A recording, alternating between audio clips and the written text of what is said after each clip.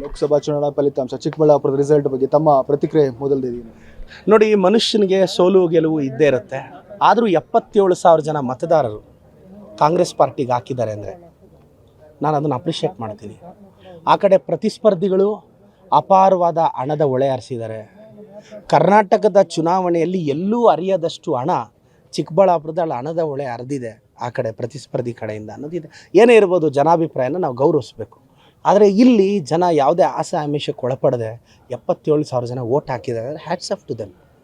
ಪರವಾಗಿಲ್ಲ, ಇವೆಲ್ಲ ಪಾಠ ಕಲಿಬೇಕು. ನ್ಯಾಷನಲ್ ಪಾಲಿಟಿಕ್ಸ್ ಒಂಥರ ನಡೆಯುತ್ತೆ, ಸ್ಟೇಟ್ ಪಾಲಿಟಿಕ್ಸ್ ಒಂಥರ ನಡೆಯುತ್ತೆ.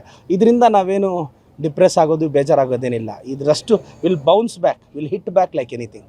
ಮುಂದೆ ಸ್ಥಳೀಯ ಚುನಾವಣೆಗಳಿದೆ, ಅದರಲ್ಲಿ ಏನು ಅಂತ ನಾವು ಪ್ರೂವ್ ಮಾಡ್ಕೊತೀವಿ ಸರ್. ತಮ್ಮ ರಾಜಕೀಯನ ರಾಜೀನಾಮೆ ಕೊಡಬೇಕು ಶಾಸಕ ಸ್ಥಾನಕ್ಕೆ ತಮ್ಮ ಹೇಳಿಕೆಯನ್ನು ಭಾಳಷ್ಟು ವಿಪಕ್ಷದವರು ಒತ್ತಾಯ ಮಾಡಿದ್ದಾರೆ, ಆಗ್ರಹ ಮಾಡ್ತಿದ್ದಾರೆ. ನಾನು ವಿಪಕ್ಷದವ್ರಿಗೆ ಎಲ್ರಿಗೂ ಥ್ಯಾಂಕ್ಸ್ ಹೇಳ್ತೀನಿ. ನನ್ನ ಚುನಾವಣೆಯಲ್ಲೂ ಈ ಐಪ್ ಬಂದಿರಲಿಲ್ಲ.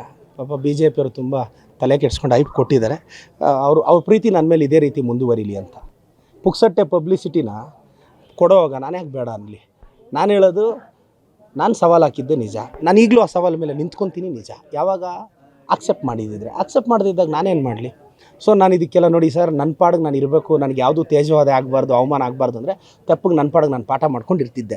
ರಾಜಕಾರಣಕ್ಕೆ ಬಂದರೆ ತೇಜೋವರ ಇರುತ್ತೆ, ವೈಯಕ್ತಿಕ ತೇಜೋ ಇರುತ್ತೆ, ಬಾಯಿಗೆ ಬಂದಂಗೆ ಬೈತಾರೆ, ಕೆಟ್ಟದಾಗಿ ಕಾಮೆಂಟ್ ಮಾಡ್ತಾರೆ. ಇದೆಲ್ಲ ಗೊತ್ತಿತ್ತು.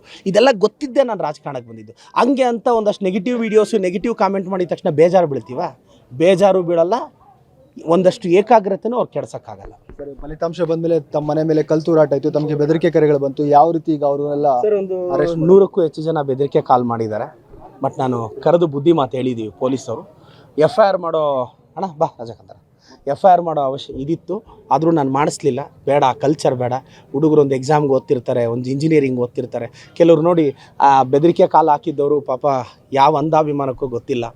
ಪಾಪ ಇಂಜಿನಿಯರಿಂಗ್ ಓದ್ತಿದ್ರು, ಒಬ್ಬನಾರೋ PSI ಎಕ್ಸಾಮ್ಗೆ ಓದ್ತಿದ್ದ. ಅವ್ರನ್ನೆಲ್ಲ ಕರ್ಕೊಂಬಂದು ನಾನು ಹೇಳಿದೆ, ಯಾವುದೇ ಕಾರಣಕ್ಕೆ FIR ಮಾಡಬೇಡ್ರಪ್ಪ, ಹುಡುಗರಿಗೆ ತೊಂದರೆ ಆಗೋದು ಬೇಡ. ಚಿಕ್ಕಬಳ್ಳಾಪುರನ ನೆಮ್ಮದಿಯಾಗಿಡೋದು ನನ್ನ ಉದ್ದೇಶ. ನಾನು ನೆಮ್ಮದಿಯಾಗಿಡ್ತೀನಿ.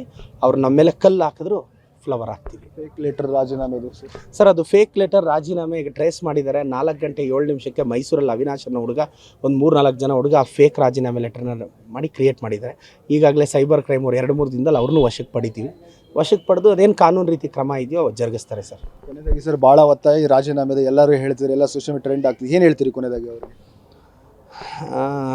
ಟ್ರಾಲ್ ಮಾಡ್ತಕ್ಕಂಥ ಬುದ್ಧಿವಂತರಿಗೆ, ಅಯೋಗ್ಯರಿಗೆ ಒಂದು ಮಾತು ಹೇಳ್ತೀನಿ. ಆ ವಿಡಿಯೋನ ನೆಟ್ಟಿಗೆ ನೋಡೋ ಅಷ್ಟು ಪೇಷನ್ಸ್ ಆದರೂ ಇಟ್ಕೊಳ್ಳಿ. ಒಂದು ಓಟ್ ಜಾಸ್ತಿ ಬಂದರೆ ನಾನು ರಾಜೀನಾಮೆ ಕೊಡೋಕ್ಕೆ ಸಿದ್ಧ. ಯಾವಾಗ ಸವಾಲನ್ನ ಅವ್ರು ಒಪ್ಕೊಂಡ್ರೆ. ಅವ್ರು ಕ್ವಶನ್ ಪೇಪರೇ ಕೊಡದೆ ನಾನು ಬರೆದಿರೋ ಆನ್ಸರ್ ರಾಂಗ್ ಅಂದ್ಬಿಟ್ರೆ ಅಲ್ವಾ? ನಾನು ಹೇಳೋದು ಇಷ್ಟೇ. ಬಟ್ ನನಗೆ ಅರ್ಥ ಆಗ್ತಿಲ್ಲ, ಯಾಕೆ BJP ಅವ್ರಿಗೆ ಪಾಪ ನನ್ನ ರಾಜೀನಾಮೆ ಮೇಲೆ ಇಷ್ಟ ಆಸೆ ಹುಟ್ಟುಬಿಟ್ಟಿದೆ. ಮೋಸ್ಟ್ಲಿ ಅವ್ರು ಅಂದ್ಕೊಂಡ್ರೆ ಇವ್ನು ರಾಜೀನಾಮೆ ಕೊಟ್ಟು ಹೊರಟೋದ್ರೆ ನನ್ನ ಮಗನ ಕಾಟ ತಪ್ಪೋಗುತ್ತೆ ಅಂತ. BJP ಅವರೇ, ನಿಮ್ಮ ನೆಮ್ಮದಿಗೆ ಅಷ್ಟೆಲ್ಲ ನಾನು ಕಾರಣ ಆಗಲ್ಲ, ತಲೆ ಕೆಡಿಸ್ಕೊಬೇಡಿ. I will be back very soon. Thank you. ಇದಿಷ್ಟು ಇವತ್ತು ಶಾಸಕ ಪ್ರದೀಪ್ ಈಶ್ವರ್ ಅವರ ಮಾತು. ಕ್ಯಾಮರಾ ಪರ್ಸನ್ ಪ್ರಕಾಶ್ ಜೊತೆ ಮುದ್ದು ಕೃಷ್ಣ, ಪಬ್ಲಿಕ್ TV, ಚಿಕ್ಕಬಳ್ಳಾಪುರ.